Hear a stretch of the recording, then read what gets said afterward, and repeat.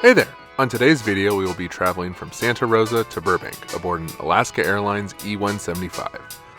During this trip, I will be reviewing the expansion at the Sonoma County Airport and the onboard experience in premium class. The lobby and check-in area is very bright and welcoming. There are a few airline-specific self-check-in machines when you first enter.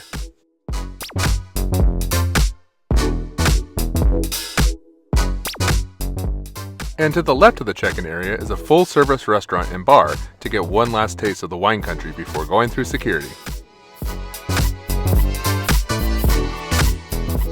The security line was empty and we were through quickly. This new waiting area is stunning. The roof is super high and has lots of natural light. It is surprising, though, how there's little to no homage to the airport namesake, Charles M. Schulz, creator of the Peanuts cartoon. Considering how there are so many Peanuts-themed murals and art in the baggage claim area, I would have thought that would have been the same case here. If you'd like to see what I'm talking about, check out this trip report here. As I said, this airport recently underwent a massive expansion that was first opened in 2023. This other area was the only other gate area before the expansion, and is made out of a canvas like a tent. This is unlike any airport I've ever flown out of. Feels like an AvGeek themed wedding. In this area, there are some family-friendly vending machines and changing tables in each bathroom. Now on to my favorite feature of this airport, and truthfully all airports that have them, is the outside patio next to the ramp. This allows for views of the crews preparing the aircraft and some final moments of fresh air, mixed with jet exhaust, but still.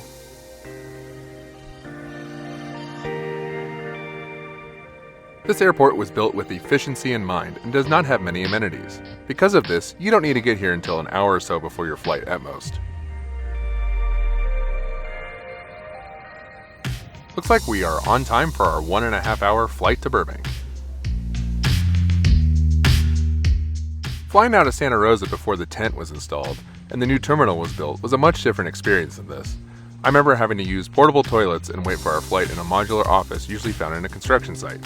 These renovations make this experience so much better. There are no jet bridges at this airport, so be prepared to walk in the rain during the wet seasons. One practice that I have not seen at other airports is that they check your boarding pass a second time before boarding the flight. I found it odd, but I would imagine it's to make sure you're walking up to the right aircraft if multiple flights are boarding. If you know the answer to this, please let me know in the comments.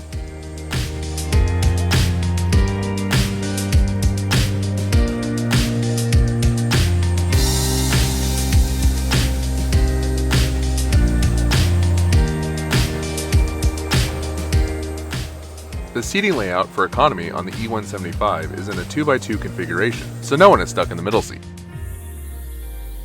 The legroom in premium class is decent for such a small plane. For reference, I am 6'4". Unfortunately though, the tray table does not fit over my thighs.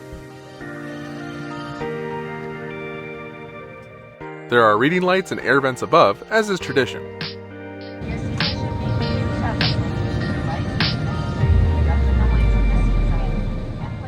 It's a short taxi out to the runway and we're cleared for takeoff right away.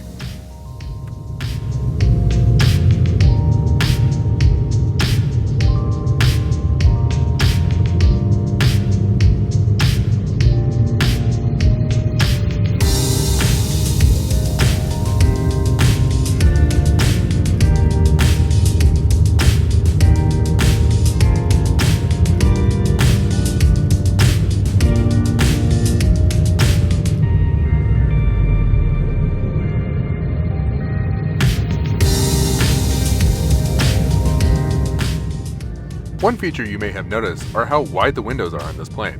It's great for sightseeing and makes the plane feel a little bit bigger than it is.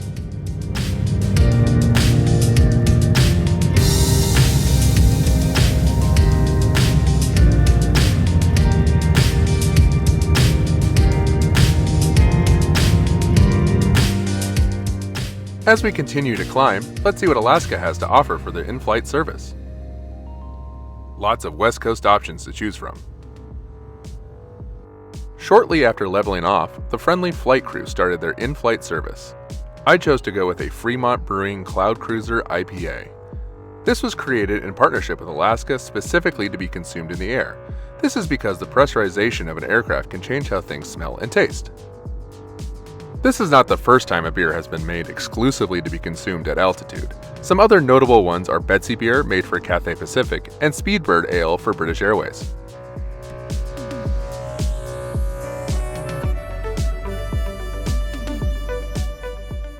After about an hour, we begin our descent into the San Fernando Valley.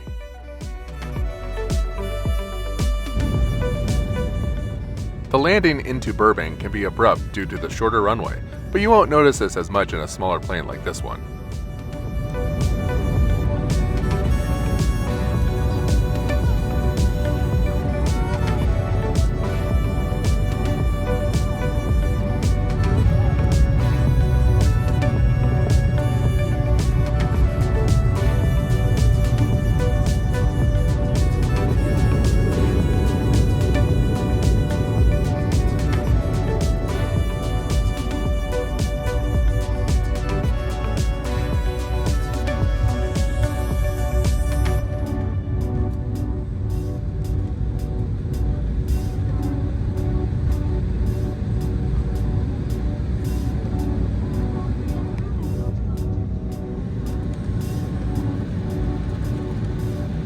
A big thanks to our pilots for bringing us safely to Burbank. The local time is 4:27. The taxi times are usually short at Burbank, but also you may have to wait for your gate to be unoccupied if you arrived early, like we did. Fun fact, Southwest commands most of the market share here, moving over 50% of passengers in 2024 and have most of the gates here. Alaska only has 2 or 3 gates depending on their schedule.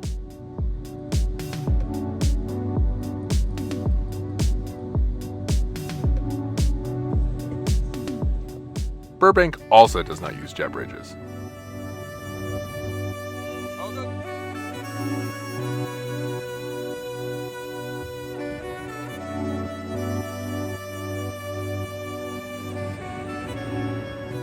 The lack of a jet bridge allows unobstructed access to briefly plane spot as you walk to the terminal. Hello there, Southwest.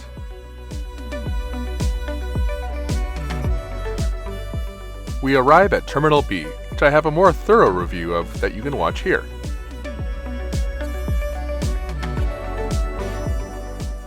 After a short walk through the waiting area, we cross into the baggage claim, where the bags are usually waiting for you due to how small this airport is.